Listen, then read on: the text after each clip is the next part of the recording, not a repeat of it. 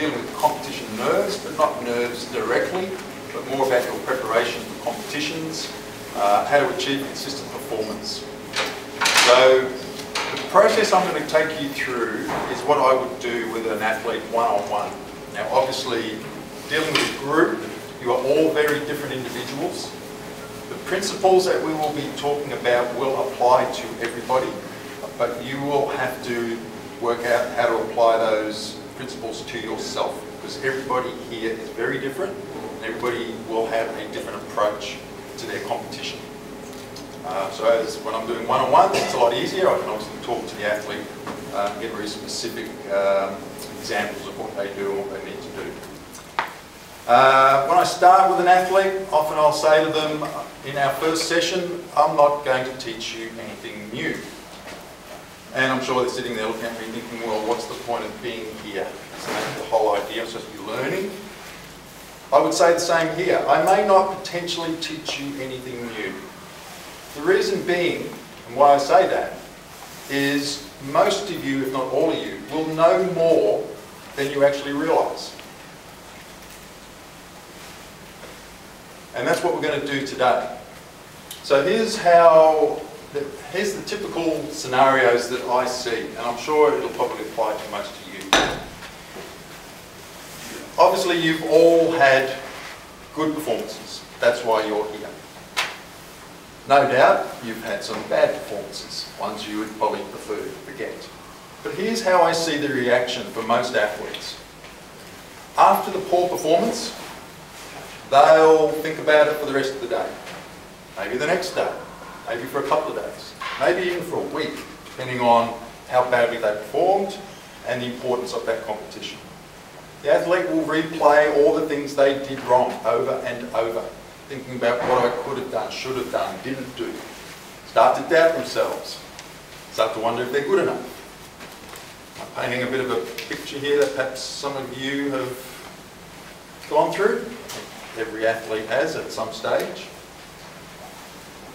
But let's flip forward to one of your better performances, perhaps when you did a PB. Felt great, performed well. If it was a PB, potentially you may have won that competition. So you feel good. Coach is happy, family's happy. You may even have gone out and celebrated, which is good. You need to do that. You need to celebrate the successes. But then that's probably where it ended, until the next competition. And probably one of two things happened. You thought, I hope I can do that again. Well, I hope that I win the lotto. And I'm still waiting. Otherwise I probably would be here, probably be in Hawaii, sitting on the beach, having a great time. But hope is chance. That's what the lotto is, it's chance. And hoping I'm going to perform well is chance. And usually when you're waiting for something to happen, well, it's not going to happen, is it? Or there will be this thought of, now I'm expected to perform at that same level all the time. The pressure of expectation that you think may come from your coach, from teammates, from selectors. And expectation puts pressure on us. And you're probably then going, well, how can I be expected to do it again? I don't even know how I did it the first time.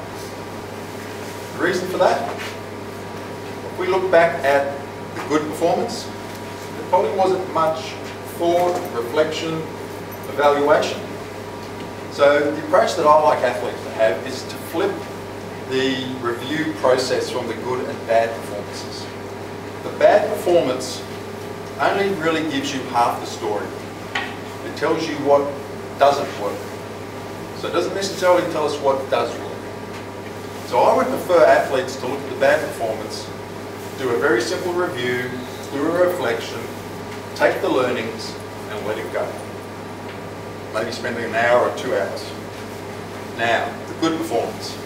That is the one we should have spent a day or 2 or a week thinking about, reflecting, going through our minds. What did I do differently today?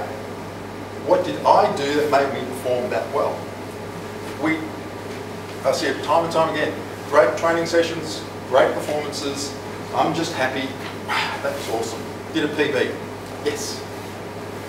And then all that valuable information is just gone. And that's why I'm saying to you, I'm not going to teach you anything new. What I want you to start to realise is you have a lot of valuable information inside of you about what it was that you did on those good days. And we need to get that. So for me, it's a two-step process. It's self-awareness.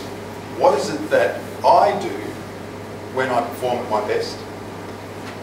Similarly, what is it that I'm doing that contributes to me not performing at my best? So once we can differentiate, and we can start to go, hey, you know what, there's a bit of a pattern here. Every time I do A, B and C, I perform really well. But every time I do D, E and F, no, it's a shocker. So now that we've got that self-awareness, we know what A, B and C are, and that's what we're going to work through today. Once we are aware of what they are, then we can learn to control them. So if we can learn to control A, B and C, what happens? Perform well. And then we do A, B, C again, and perform well. And so therefore we get consistency in our performance. And for me, that is about as simple as it gets. The difference between a good athlete and a very good athlete is one thing. It's consistency. A good athlete, on their day, can maybe perform really well and maybe win. But it's a bit of chance. And their ups and downs are kind of like that. The very good athlete, their ups and downs are smaller. And it's not luck. In all sports, the best athletes in the world, it's about consistency. And it's not luck, it's just they've learned what is it that I need to do to help me perform at my best. And that's what going back to my first point, I'm not really wanting to teach you anything new. I don't want to change anything that you're doing. What I want you to reflect on is those good performances. And I don't need to prove to you that whatever you did that day works. Because the result proves that whatever you did that day worked. But unfortunately, most of you probably don't stop to think about those really good performances. Some people do, and it's interesting. This is, any of you, I'm not going to ask what they are, but any of you have superstitions? Got, you know, your favourite red jogs, or you've got to eat 3 frogs before you compete. Yeah, everybody's got some superstition. And it's interesting where superstitions come from. It's kind of the right thinking, but the logic is a little flawed. Where superstitions come from is somebody thinks, oh, did a PB today. What did I do differently? Must be the red jogs. Must be those 3 frogs that I ate before I warmed up. That's what I did differently. So it must be those things that made me perform so well. So the logic's kind of good. I'm trying to figure out what did I do differently. Unfortunately, we're attributing the success to the wrong things. It's probably more how you were thinking, your mindset, your attitude, your warm-up, your approach to the competition. That is probably what contributed to the success, not what you're wearing, what you ate. Obviously nutrition's important, but things like frogs or snakes or whatever. So superstition's interesting. Kind of thinking's correct. What is it that helped me do differently, but kind of attributing to the wrong things. All right, so what we're going to work through here. Check this whiteboard marker. Yep.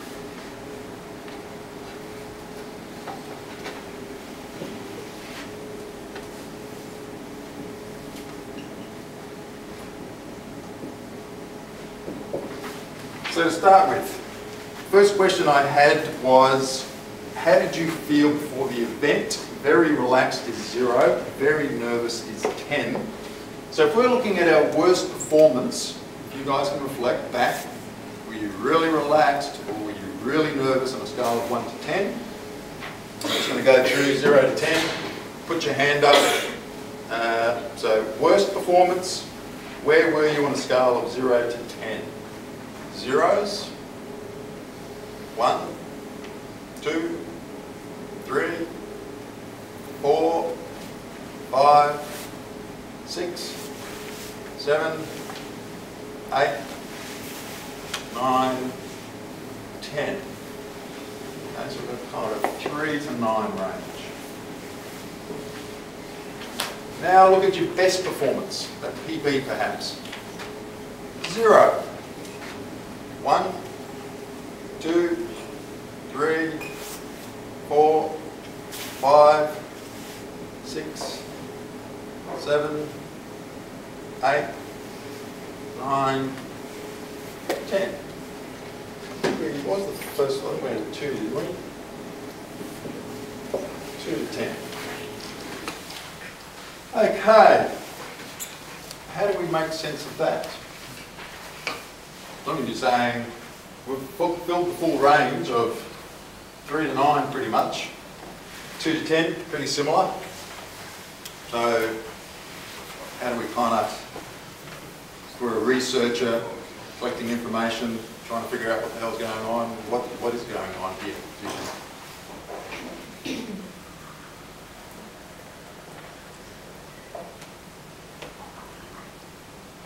Any ideas? Can I start this though? Get Yep. the kids going. Maybe they didn't have the frogs in the first one. But it was the worst one, they didn't have the frogs on the day. Frogs. I wouldn't think so. But, wouldn't know. yeah, interesting comment.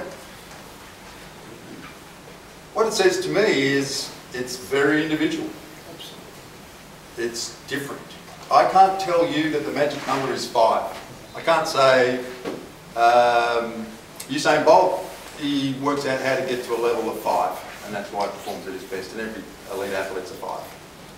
Every athlete is different, and you've got to work out what's optimal for you. But what you need to understand on this is, we'll talk it through, I'm not sure if any of you would have seen this before, but research has shown that there is a correlation between what we call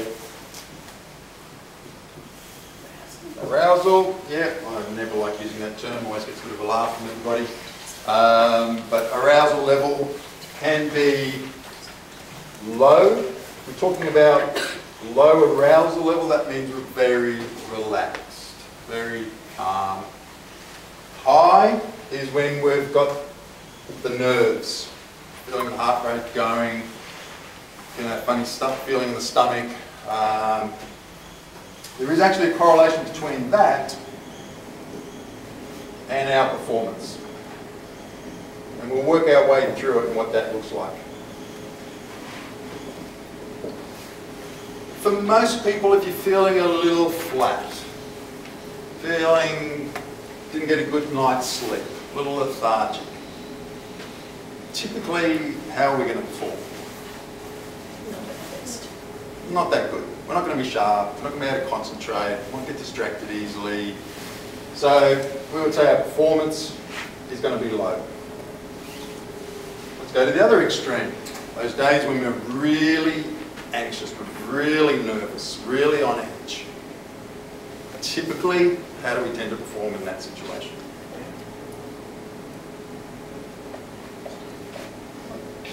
Average? Average, yeah. I mean, if I was to say what's the most common thing that people come to talk to me about is, oh, I get so nervous at competition.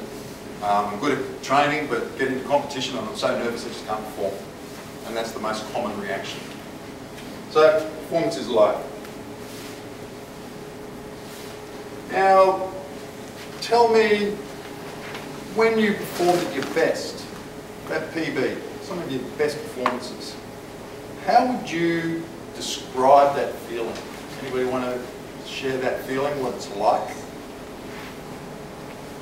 I just felt like really focused, like I knew what I had to do. I wasn't over-aroused, but I was just in the right headspace for it. Yeah. So it would be fair to say you were relaxed, yet you were on edge almost. It's a... Yeah, there's the energy there and there's the focus, but you're relaxed at the same time. Yeah, that's a really common, or that's when you're in the zone. It's a really interesting feeling, and you know when you've got it. It's great. It's just kind of halfway between. I'm relaxed, yet I'm ready, prepared, focused. And so that's when we get our best performance. Is it to do with confidence as well? Yeah, right. Like confidence Yep. against the rest of the opposition, or Yeah, we can talk about confidence a little bit Yeah. more later, but yeah, it would play a factor. At the moment, just kind of, I suppose, looking at it from a physical perspective, yeah, then we'll move into the mental side of things. So what we actually end up getting is a curve like that. And researchers are brilliant people. They've actually called this the inverted U theory. For the obvious reason, it's an inverted U. So they're not creative, but they're very good at researching. But what it basically says is, yeah, if we're a little flat, a little lethargic, we don't tend to perform that well. We're slow, we're troubles concentrating. But as we start to increase that level of arousal, we reach a point where, I suppose it's what we call the IPS, the ideal performing state. That's the ideal performing state for me. When I'm in that state, I'm likely to perform at my best. But it reaches a point where we now start to drop off because we now get too nervous. And with nerves comes the high heart rate, muscle tension, difficulty thinking and concentrating. Now the thing is, if we go back to here, if we look at our best, some of you are saying, yeah, no, too, I like it when I'm relaxed. That's when I perform at my best. Some of you are sort of saying, well, no, 10, I think 10, everybody's got that too extreme. But basically what it's saying is some of you perform better at a really low arousal level when you're very calm and relaxed. Some of you actually probably prefer it higher. I think 10 is probably unrealistic, but maybe a 7 or 8. And it also depends on the event. Usually the higher ones are going to be more in the sprint events. So you need to have that fast reaction. Distance runners will probably want to be relaxed. Throwers can vary. Some throwers like to be kind of hyper and aggressive, others prefer to be calmer and focus more on technique. But you're all different, and you need to know what your optimal level is, what your ideal performing state is. So the curves will vary. Some will be lower, that'll be their best. Some are going to be higher, and that's their best. So that's the first thing. You guys need to have that awareness of, yeah, what is it that I'm trying to get to? What's that end result for me?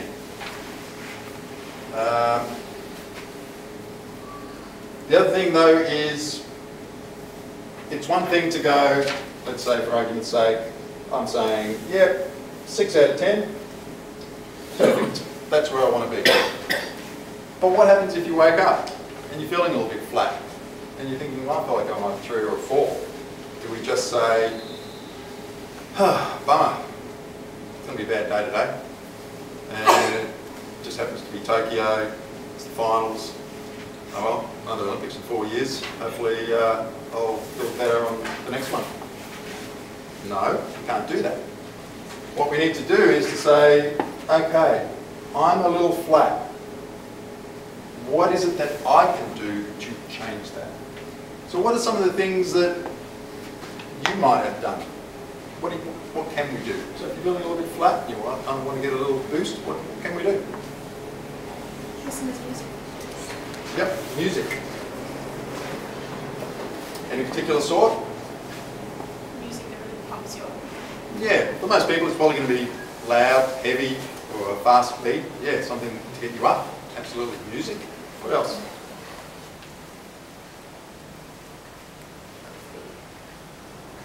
What's that? Coffee. Coffee, yeah. Coffee's legal. You can have caffeine, depends on the age. Pep talk from your coach. Yeah, what would the coach say to you? I don't know, talk to you about how you should be feeling and the state you should be in. Yep. Talk to coach.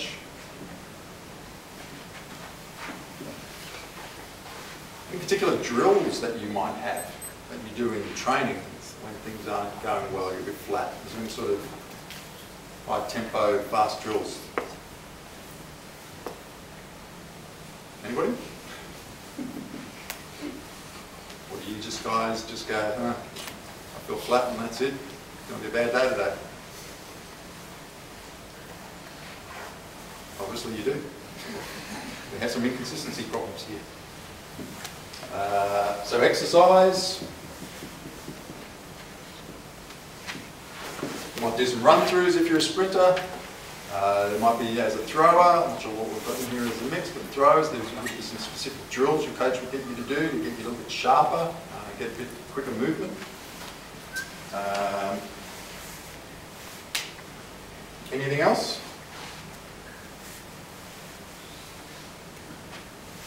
I know some athletes, for example, will carry a skipping rope around with them.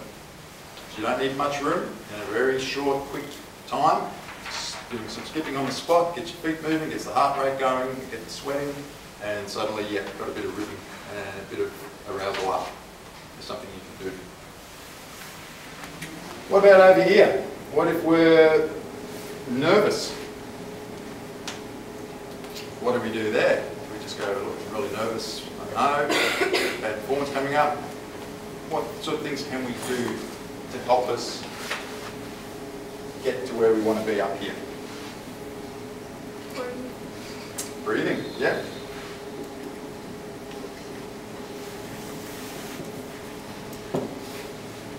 Breathing is a big one. Here's what happens when you start to get extremely nervous. Your breathing changes. A few things start to happen.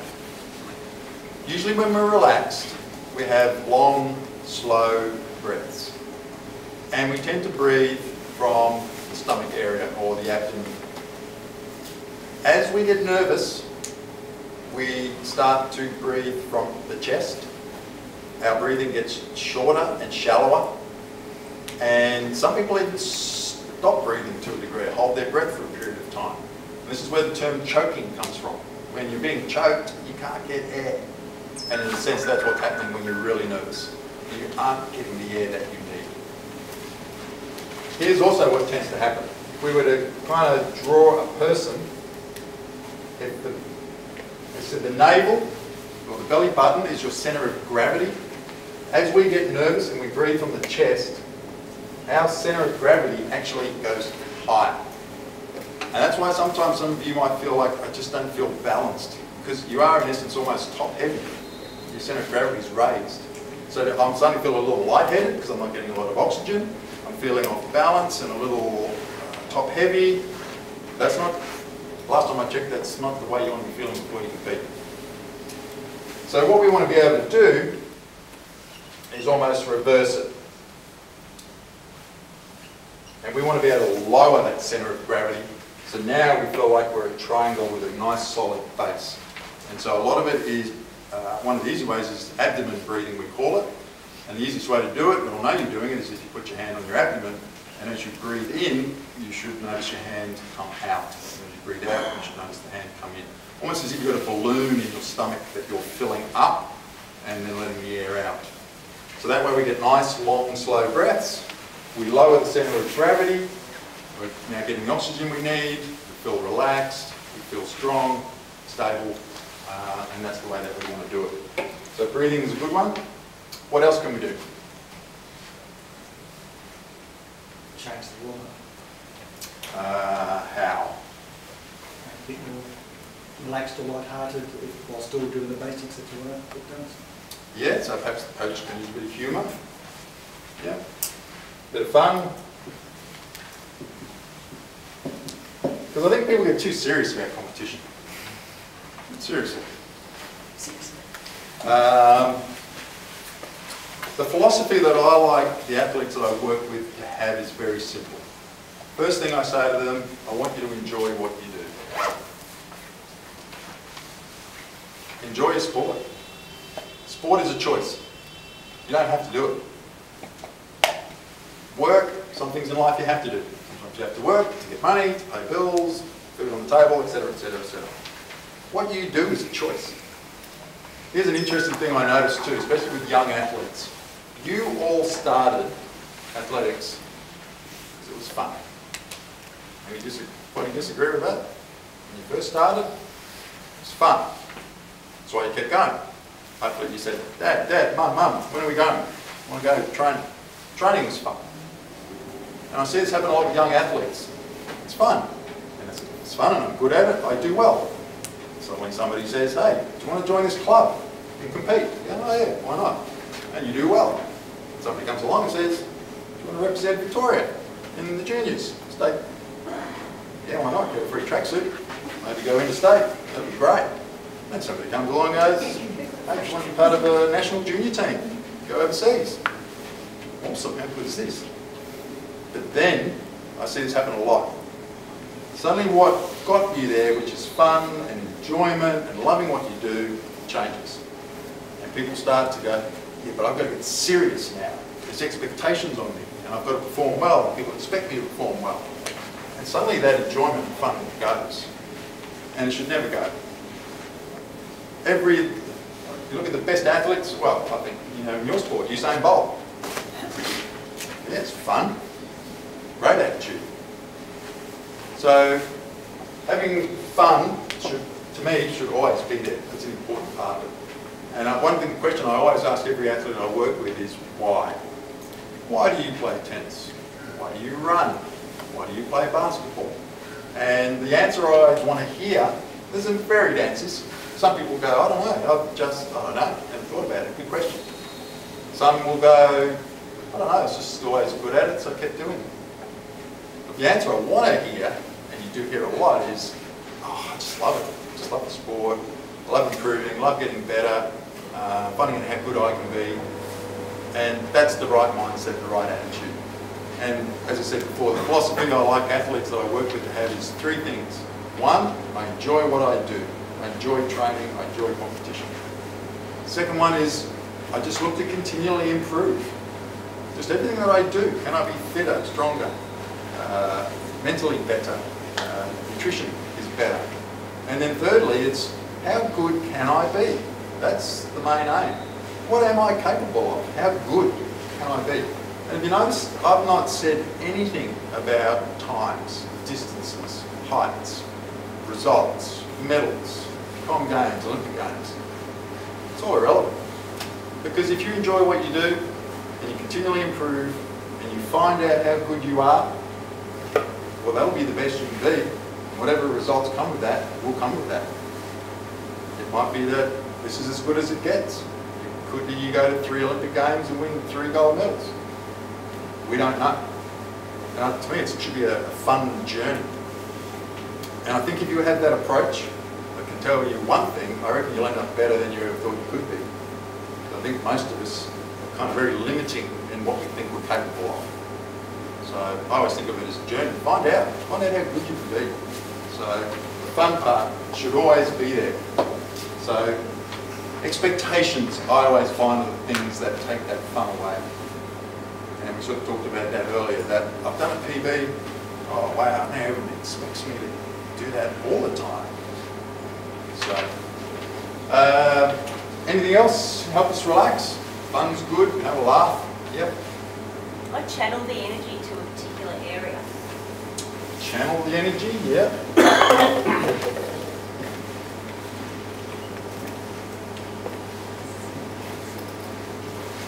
Yeah, there's a lot of built up energy in there. Get it out, refocus it. Music we mentioned before. Music works well again. Some music helps get us up, some music helps us calm and relax. Different music for different people. Another one is body language. People know what I mean when I talk about body language. You can usually tell how somebody's feeling by how they look. You know, if somebody's a bit down, you can tell just by looking at them. If somebody's a bit nervous, you can tell by looking at them. They get a little bit fidgety and just sort of staring. They go quiet. So people's body language is telling us how they're feeling on the inside. Now here's the beauty of body language. The mind and the body are connected. So what it's saying is my mind is saying I'm a bit down, I'm a bit depressed, and I show that in my body language. But if we change our body language, we can change how we think and feel. The simplest example is, I'm sure you've all been to go see a movie. You really want to watch the movie, but you're a little bit tired, and you're starting to sort of slouch down in the seat, and your eyelids are starting to close. What is the first thing you do? Sit up. And do you, for that first half a minute or a minute, feel a little bit more awake and alert? Yeah. Even the clothes you wear. I don't know, mate, do you into formals? Yeah, girls put on a formal dress, guys put on the suit, and as soon as a guy puts on a suit, it's like James Bond. Pretty cool, feel pretty slick, and you think about that. All you've changed are your clothes. Your clothes, well, we all know the opposite. As soon as I go home, I put on a pair of daggy track pants and a hoodie and just sloppy, relaxed. Clothes change that straight away. So clothing can change how you feel. Tennis players do this a lot. If you watch somebody like Roger Federer, Nadal, if you would just watch them between points and watch them walking around the baseline, I guarantee you that you will not know what the score is. Whether they're winning 6-love or losing 6-love. It's the same. And that's purposeful. They want to be able to stay the same regardless of what the score is. Part of it is walking. Here's a little trick you might want to try. Try walking slow, but in your head, counting really quick. Something's going to change. You'll either start counting slower or you'll start walking quicker. Because the mind and the body want to get into sync. Well, likewise, try walking quickly while you're counting slowly. Once again, something's going to get out of whack and try and synchronize. So if you want to feel calm, relaxed and confident, how would you stand and walk? All the slow. Right? Yeah, upright, head up, shoulders back, and a nice, steady, calm walk. And I feel calm. If I'm nervous, suddenly I'm starting to walk a little bit quicker, and you see that in tennis, and they get the ball from the ball boy, and they walk up to and they got it ready to serve, and they're just rushing. So that's why the best tennis players will, doesn't matter if they're feeling nervous, they'll still get the ball, they'll still walk up to the baseline, standing tall, take a breath, and then go through their routine and serve. So how you walk, stand, your body language is a really, really quick way to change how you feel. So that's the first thing, being aware of what is optimal for you. And the best way to do that is reflect on your best performances, see if there's a pattern, and I'm guessing there will be. Then it's about having strategies for how do I get to that level. Now when we talk about routines, who has a routine that they use before competitions to get themselves ready? Slight nods. Okay. That is, if you don't have a routine, now's the time to start getting one. Best way to do it is to start here. How do I want to feel when I'm competing at my best? Now let's work backwards. It's very simple. What is it that I need to do in the 1 hour or 2 hours or 3 hours to get me feeling that way? Some people, as part of it, one thing I find with a lot of athletes is they think too much about the competition. So here's a starting point. Figure out when you want to think about your competition, what it is that you need to think about, and for how long. So it could be quite simple. If I'm a middle distance runner, I've got a race that day, I wake up in the morning, and I might just visualise it a little bit. Just picture myself at that venue, seeing myself arrive, feeling confident, feeling calm, seeing myself the way that I want to be feeling. And perhaps see myself going through my warm-up. And that might be it. Then, when I get into the car or the bus that's taking me to the stadium, I might have my headphones on and I might sort of just think about my race plan. Just go through to my head. What's the approach that I want to take for today? And just visualise myself going through my little race plan. That's it. Then I might wait until the warm-up. I'll start thinking about the warm-up and I'll start focusing on each drill and my run-throughs and warm-up drills, all those sorts of things. And then the next time I'll be thinking is the start of the race. So I've got 4 times when I'll be thinking about my race. And that's probably all I need to do. Sort of like preparing for an exam. There's only so much preparation you can do. And that's all I probably need to do. Now here's where most people fall into a trap, is they just sit around and their mind wanders. And I start thinking about the race and what could go wrong, and what if this, what if that, or my throws, what if I don't throw well on my first throw. So by almost booking in when I am going to think about my event, I know I'll be mentally prepared. I'll know I'll have thought about my event. I'll have done the mental preparation that I need. Now the rest of the time, and that could be 2 hours, 4 hours, it could be 6 hours, depending on when you're competing and the type of event you've had. Now you need to have a way to not think about your event. Because there's no need to. It's just wasted time, it's wasted energy, it's just going to get you nervous and burn up that energy. I'm sure you've all had that experience. You're thinking about it so much, by the time you get to the start, it's like, oh, I've got no energy left to do anything. So it's not enough though to say, don't think about my event. If I ask you not to think of an ice cream sundae with chocolate sauce and a cherry on top, what are you going to think about? So whatever you tell yourself what not to think about, that's what you will think about. Because our mind works in pictures. It's the final. Yeah. Now we're all thinking, I can win to the grand final. Yeah, but I can lose to the grand final. Oh my God. Yeah, I've just got to, don't think about it. Don't think about it. Don't think about it. I'm thinking about it. So at that point now, my heart rate's going, my breathing's shallow, my arms are tight like this, and now I'm walking in to kick the ball, and boom, shank. Usually poke it. What did I think, or what would have I been thinking in that first minute of that game, when it was just, the game was a few minutes old, no pressure, no expectations? What would I have been thinking?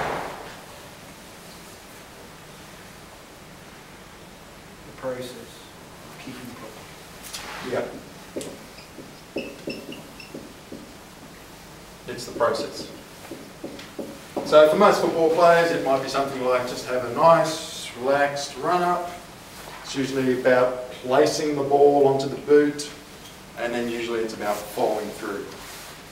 And as I say to a football player, is it in your control? If I took you out here now into the park and I said we're going to have 10 kicks, can you have a relaxed run-up? I don't know how many of those can you do that? Well, I can control my run-up.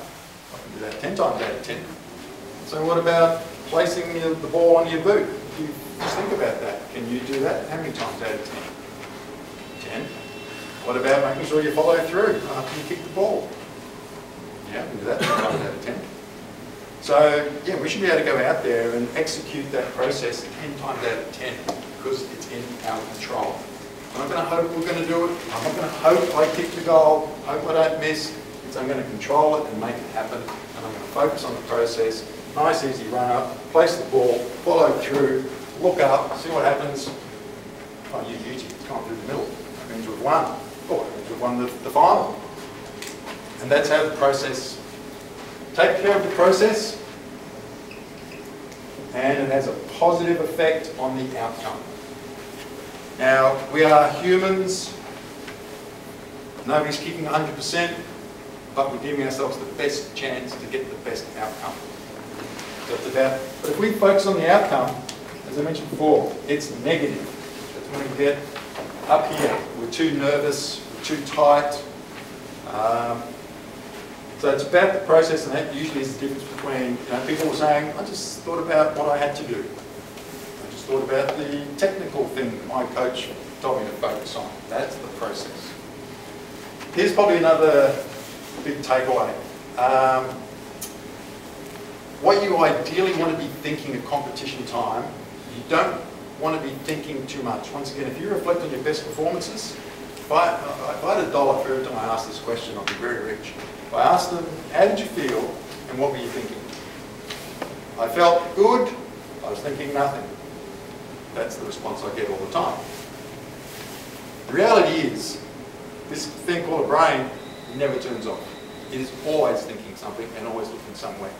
But once again, during our best performances, when it's going well, we don't stop to reflect. And that's a big part of trying to work out what it is. But here's a little tip for you. Ideally, when you're competing at your best, it's more about the feeling. It's about rhythm, timing, flow, feels easy. Does this all kind of resonate with you in terms of if you were to describe your PB when you're performing at your best? It was all about how it felt, wasn't it? It was rhythm, timing, flow. So what you want to be able to do almost is describe that feeling in some way. And that's what we then call a cue word.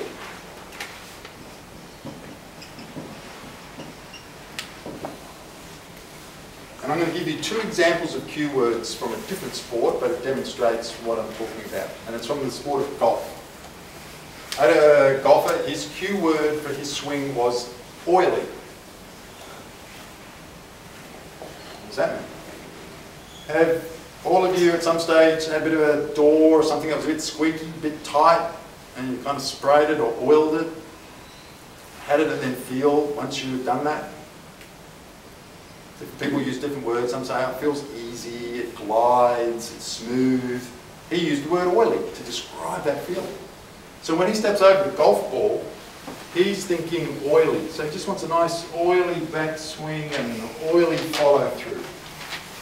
He's getting the feeling. It's about the rhythm. Another golfer, very different, cue image if you like. He pictured a parked car slowly pulling away from the curb and then accelerating.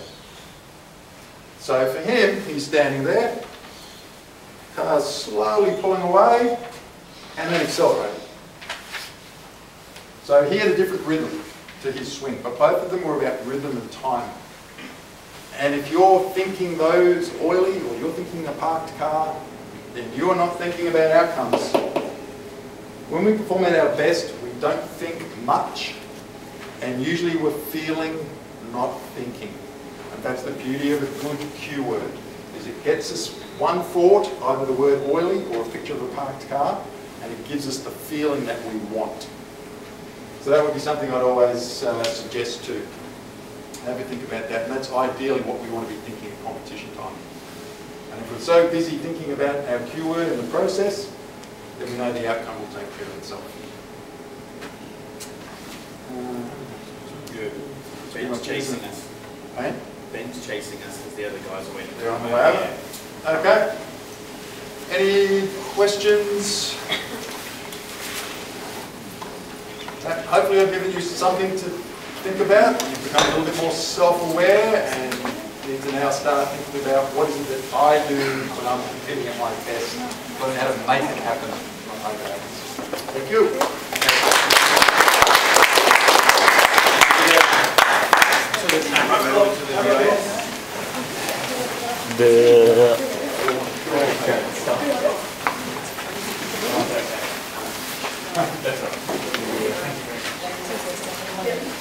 Very useful. Sorry about that. Just looking at mine.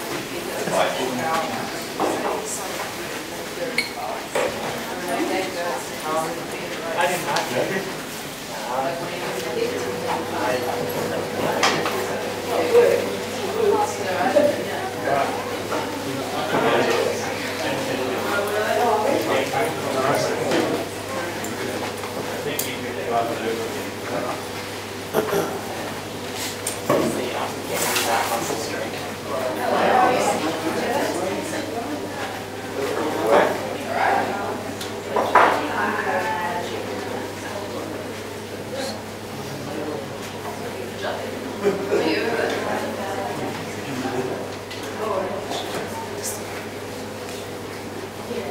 I think it'll get